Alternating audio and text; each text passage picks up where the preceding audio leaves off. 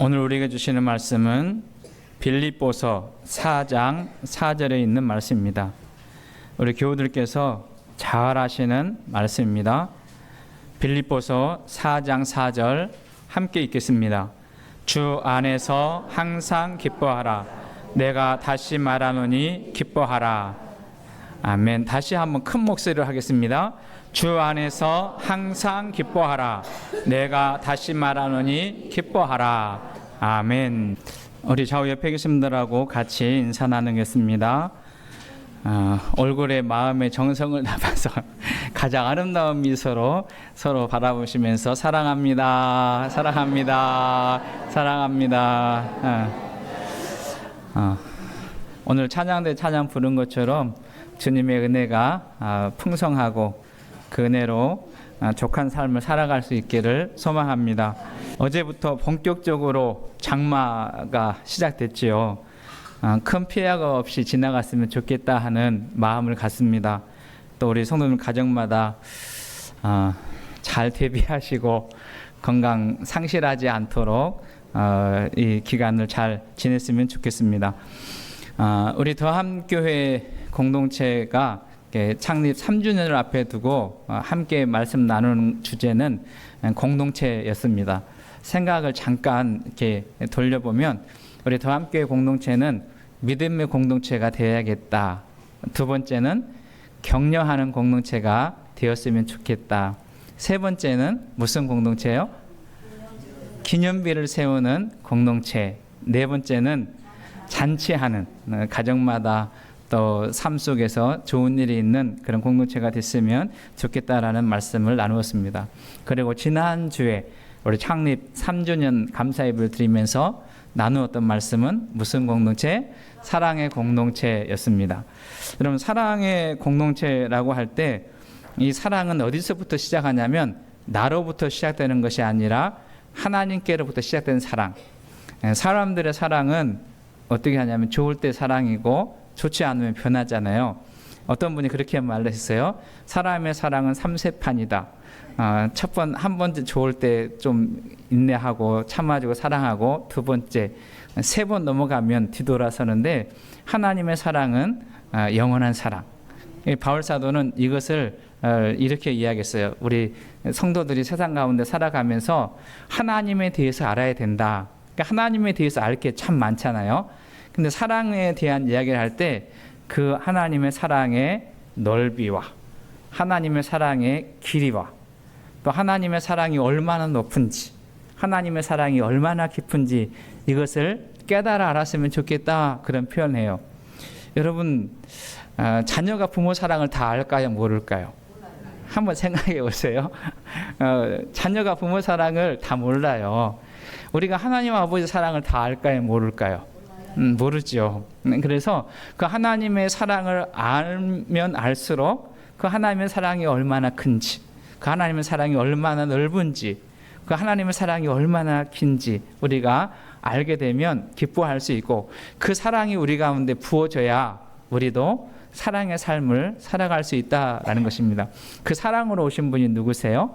예수님이세요. 그 예수님의 사랑으로 우리는 사랑의 공동체를 이루어가야 되는데 말로만 하는 것이 아니라 행함과 진실함으로 하자. 제가 이런 말씀을 나누었어요. 지금 장마철에 제일 많은 게 뭐예요? 비로 인한 물이 많잖아요. 막 어제 뉴스 이렇게 보시니까 제주도나 또 저쪽 경상도 그 지역에 벌써 막 잠기는 데도 있고 빨간 흙탕물이 이렇게 있잖아요. 그런데 물은 많은데 마실 수 있는 물이 없는 거예요. 왜 그러냐면 그 안에 온갖 더러운 것들이 있기 때문에 마실 수 없는 물이죠. 그러니까 사랑은 정말 많이 가정에서도 텔레비전에서도 사람들의 관계에서도 교회에서도 사랑을 이야기하는데 참 사랑, 그리고 변함없는 사랑, 따뜻한 사랑, 온유한 사랑, 사람을 덮어주는 사랑, 이러한 찐 사랑이 없기 때문에 사람들은 외로워하고 슬퍼하지 않습니까? 근데 그 사랑은 어디서부터 오냐면 위로부터 하나님으로부터 오는 사랑. 그 사랑이 우리 더함교회 공동체에 가득 차기 원하고 그 사랑이 말로만이 아니라 행함과 진실함으로 열매 맺는 은혜가 있기를 소망합니다. 그래서 그 사랑은 주 안에서 사랑인 거예요. 그러니까 오늘은 이제 6번째인데 오늘 6번째는 기쁨의 공동체. 같이 한번 할까요? 기쁨의 공동체. 우리 더함교회 공동체는 어떤 공동체가 되었으면 좋겠는가? 기쁨의 공동체, 다른 말로 기뻐하는 공동체입니다. 창세기에 보면 하나님께서 천지 만물을 창조하시고 아담과 하와를 만드셨어요. 그리고 이 아담과 하와를 위해서 에덴 동산을 예비하시고 그 에덴 동산에서 살기를 원했어요. 여러분 질문 하나 할까요? 에덴이라고 하는 말 있잖아요. 에덴의 뜻은 무엇일까요? 에덴의 원래 의미는 기쁨, 즐거움이라고 하는 거예요. 그러니까 하나님께서는 사람들을 만들어 놓고 그 사람들이 어떤 삶을 살기를 원하셨냐면 기쁘고 즐겁고 행복한 삶을 살기를 원하셨어요. 지금도 하나님 우리가 그런 삶을 살기를 원하신 줄로 믿습니다. 하나님은 에덴 동산을 만들어 놓고 아담과 하와 그리고 사람들이 거기에서 기쁘고 즐거운 삶을 살기를 원하셨는데 불행하게도 아담과 하와가 범죄함으로 말미암아 하나님 말씀을 불순종함으로 말미암아 기쁨을 잃어버리고 즐거움을 잃어버리고 슬픈 인생이 됐던 거예요. 그것은 오고 오는 세대가 같이 그 길을 걸어가는 것입니다. 그런데 하나님은 그 삶을 회복시켜 주시기를 원하셨어요. 여러분 하나님은 성도들이 기쁘고 즐겁게 살아가는 것을 얼마나 중요하게 여겼는지 바울 사도는 이렇게 고백합니다. 잘 아시는 말씀인데요.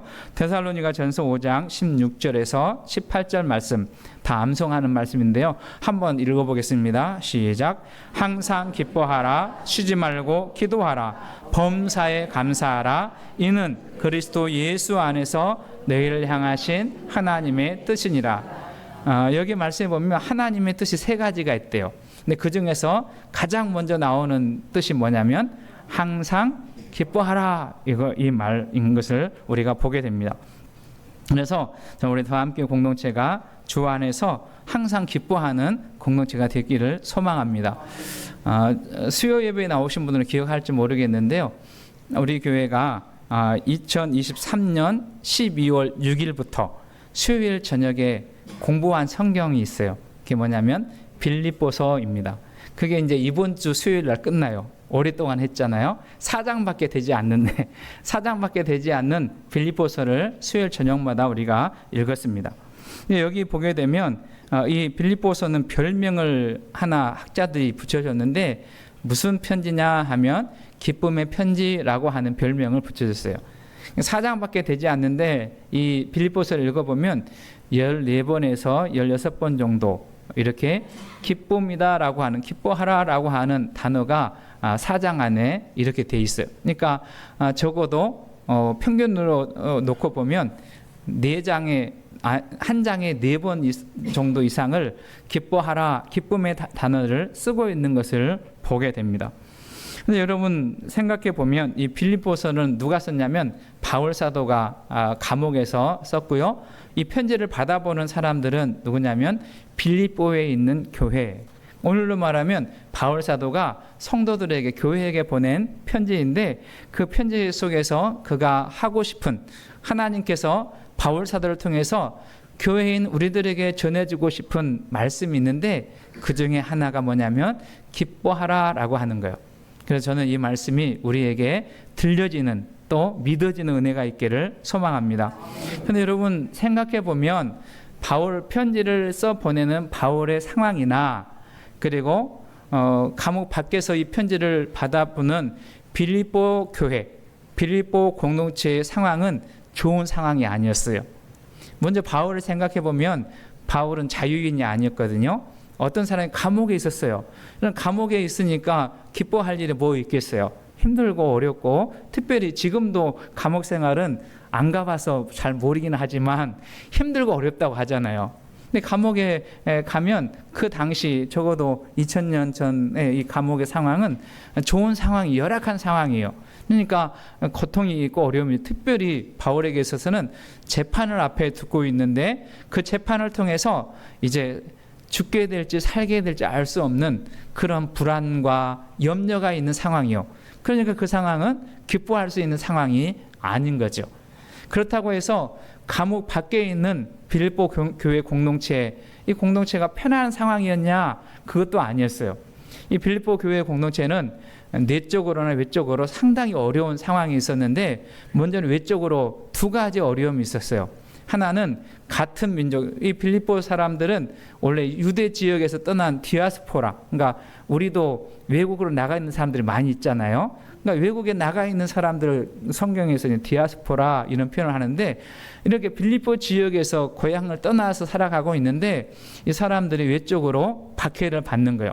무슨 박해를 받냐면, 그 당시에 로마가 통치하고 다스릴 때에 로마 황제를 주로 고백하는 시대였어요.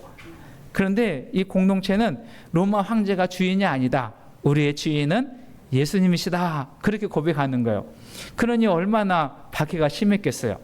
여러분, 이 박해도 어려운 박해인데요, 또 하나 박해는 뭐냐면 같은 동족인 유대인들로 인해서 오는 박해가 있어요. 지금도 이스라엘은 유대인들 중에서 예수를 믿는 그리스도인들을 박해를 해요. 여러분, 테러가 일어나는데 주로 테러는 누가 하는 걸로 우리는 알고 있어요? 그 이슬람 아랍 사람들이 하는 걸로 알고 있잖아요. 그런데 이스라엘에서는 기독교인들을 향해서 테러하는 사람들 중에 누가 있냐면 유대인들이 있는 거예요.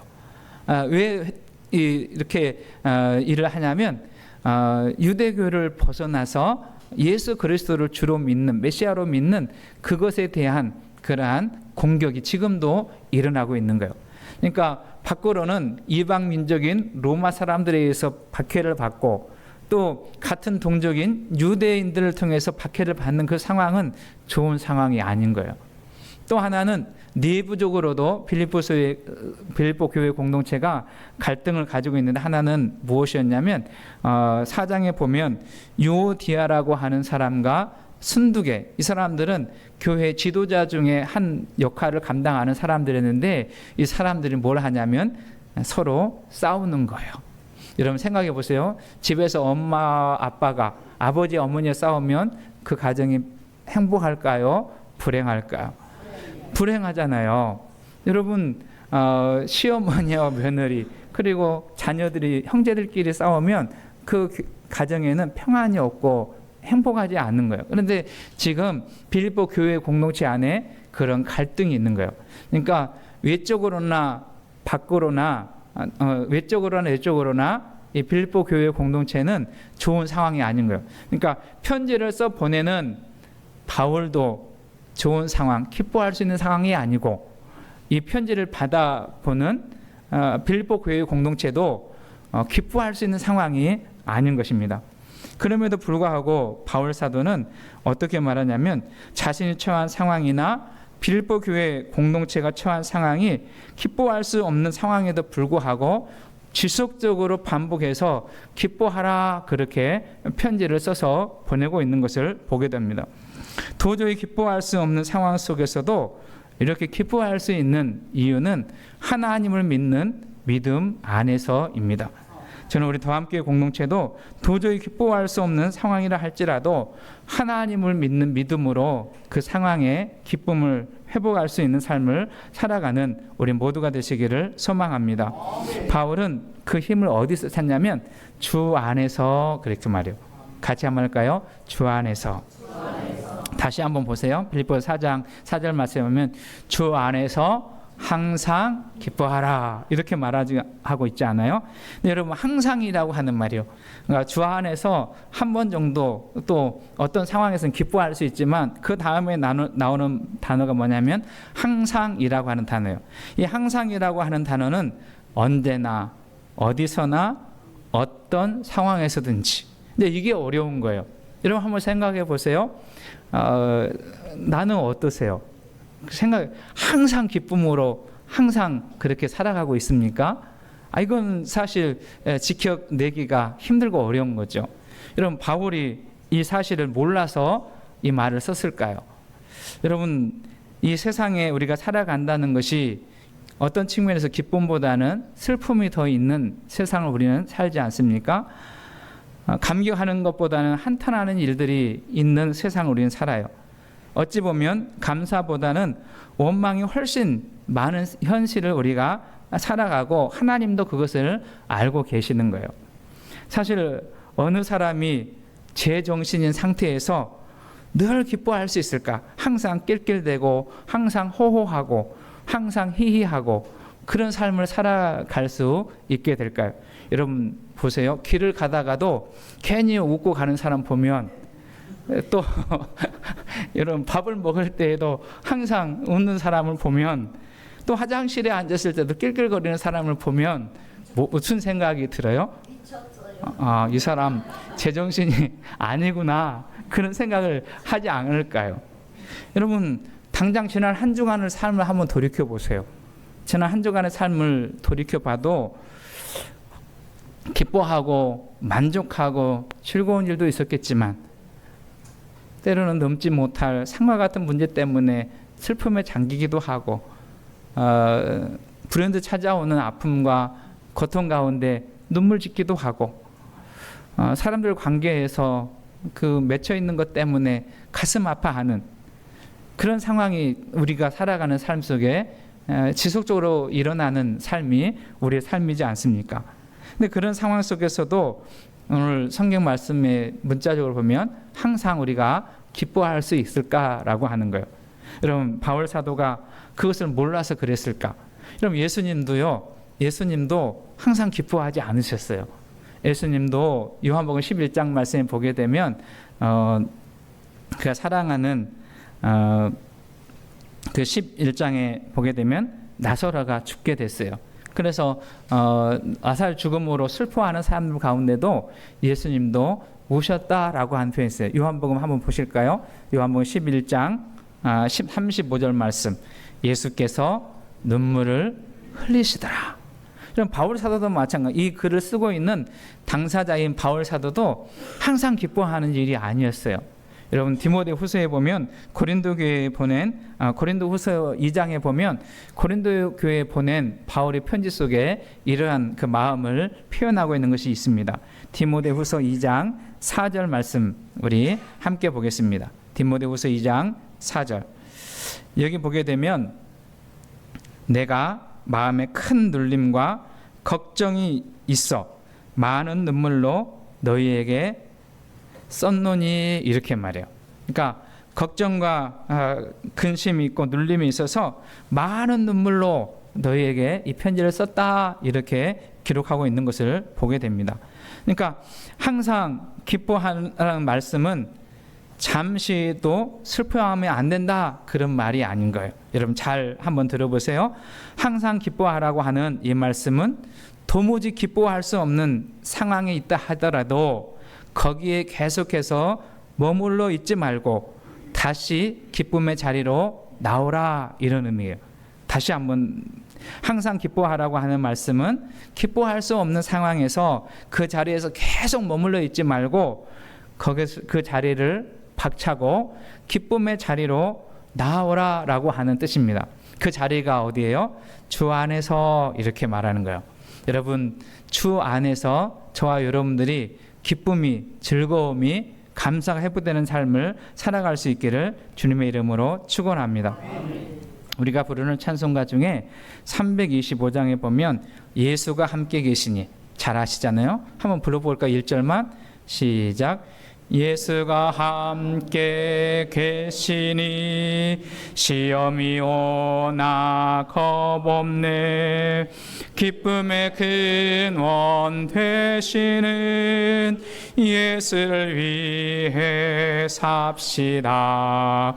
날마다 주를 섬기며 언제나 주를 그리고 그 사랑 안에 살면서 딴 길로 가지 맙시다. 자주 불러본 찬송이잖아요. 근데 이 찬송을 누가 썼냐면 미국의 찰스 와이글이라고 하는 분이 있었어요. 이분은 1890년 후반에서 1900년 초에 살았던 분인데요. 이분이 이 찬송을 썼는데 이분은 복음의 열정이 있는 사람이에요. 복음이 열정이 있는 사람은 어떻게 하냐면 자리에 머물러 있지 않고 계속해서 복음을 전하고 복음을 선포하는 일을 그렇게 하는 것입니다. 그렇게 하고 있는데 어느 날 이렇게 순회 전도를 마치고 집으로 돌아왔는데 집에 사랑하는 아내가 자녀를 데리고 집을 나가버린 거예요. 그 이유는 대충 짐작할 수 있지 않겠어요? 함부로 우리는 나쁘다 좋다 할 수가 없어요.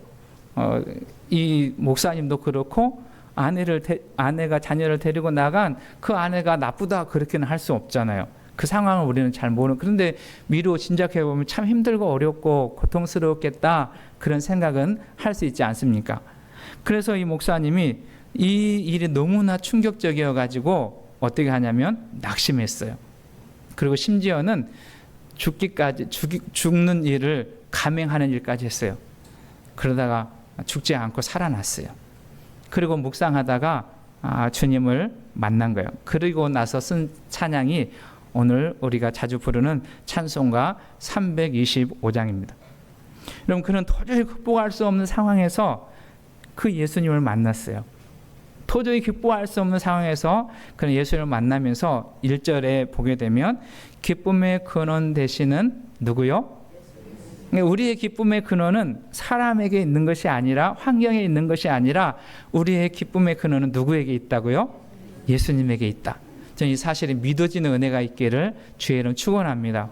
여러분, 우리의 기쁨의 근원은 예수님께 있어요. 그래서 그는 이렇게 노래하는 것입니다. 기쁨의 근원 되시는 주를 위해 살겠다.